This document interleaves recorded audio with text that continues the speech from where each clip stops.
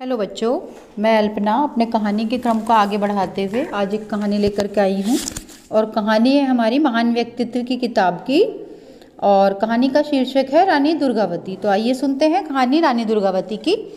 कि गढ़मंडल के जंगलों में उस समय एक शेर का आतंक छाया हुआ था और शेर कई जानवरों को मार चुका था।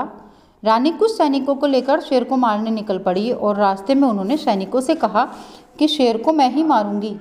शेर को ढूंढने में सुबह से शाम हो गई और अंत में एक झाड़ी में शेर दिखाई दिया। रानी ने एक ही वार में शेर को मार दिया और सैनिक रानी के अचूक निशानों को देखकर आश्चर्यचकित रह गए।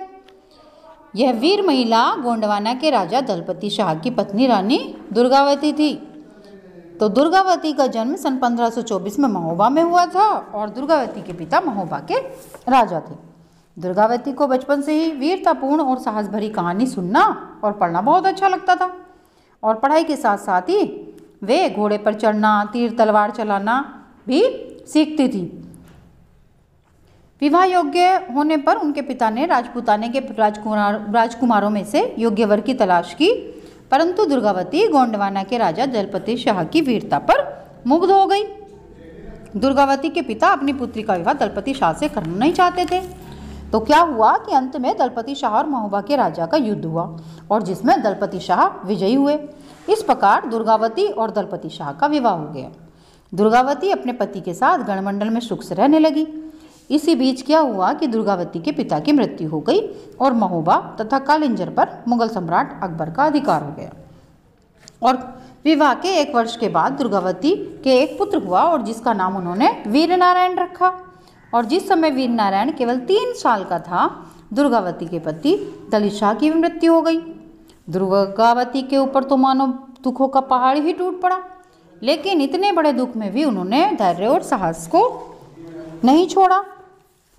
दलपति शाह की मृत्यु के बाद उनका पुत्र वीरनारायण गद्दी पर बैठा और रानी दुर्गावती उसकी संरक्षिका बनी और राजकाज देखने लगी। वे सदैव प्रजा के सुख दुख का ध्यान रखती थी और उनके चतुर और बुद्धिमान मंत्री आधार सिंह की सलाह और सहायता से दुर्गावती ने अपने राज्य की सीमा बढ़ा ली। राज्य के साथ साथ उन्होंने अपनी बहुत मजबूत सेना भी बनाई। दुर्गावती की इस योग्यता और वीरता की प्रशंसा अकबर ने सुनी और उसके दरबारियों ने गोंडवाना को अपने अधीन कर लेने की सलाह दी।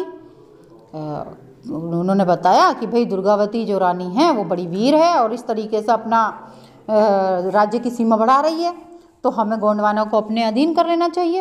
अकबर जो है उदार हृदय का था, उसने ऐसा उचित नहीं समझा, परंतु जब उसके अधिकारी बार बार इसी बात को कहे जा रहे तो अकबर तैयार हो गया और उन्होंने आसफ खां नामक सरदार को गोंडवाना के गढ़मंडल पर चढ़ाई करने की आज्ञा दे दी।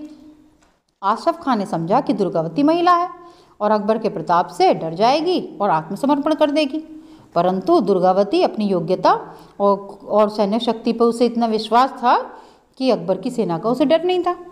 रानी दुर्गावती के मंत्री ने आसफ खां की सेना को देखकर युद्ध न करने की सलाह दी, परंतु रानी ने कहा कि कलंकित जीवन जीने की अपेक्षा सम्मानपूर्वक मर जाना ज़्यादा अच्छा है। आसफ खां जैसे साधारण सूबेदार के सामने झुकना तो बहुत शर्म की बात है।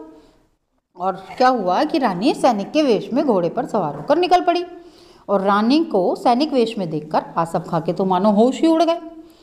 रण क्षेत्र में रानी और उसके सैनिक उत्साहित होकर शत्रु पर टूट पड़े और देखते ही देखते शत्रुओं की सेना मैदान छोड़कर भाग निकली। आसफ खां भी बड़ी कठिनाई से, बड़ी मुश्किल से उसने अपने प्राण बचाए और भाग गया।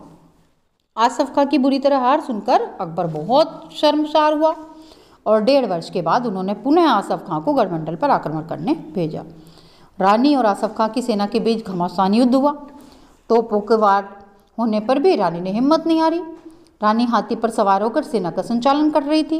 उन्होंने मुगल तोपचियों का सिर काट डाला और जब मुगल तोपचियों के सिर कट गए तो आसफ खां की सेना फिर भाग खड़ी हुई और आसफ खां को 2 बार हार का मुंह देखना पड़ा और वो लज्जा और ग्लानि से भर गया। रानी दुर्गावती अपनी राजधानी में विजय उत्सव मना रही थी। उसी समय गढ़मंडल के एक सरदार ने रानी को धोखा दे दिया। उसने गढ़मंडल का सारा भेद आसफ खां को बता दिया। अब आसफ खां ने अपनी हार का बदला देने के लिए तो वैसे ही तैयार बैठा था। उसने तीसरी बार गढ़मंडल पर फिर से आक्रमण कर दिया। रानी ने अपने पुत्र के नेतृत्व में सेना भेजकर स्वयं एक टुकड़ी का नेतृत्व संभाला और दुश्मनों के छक्के छूटने लगे।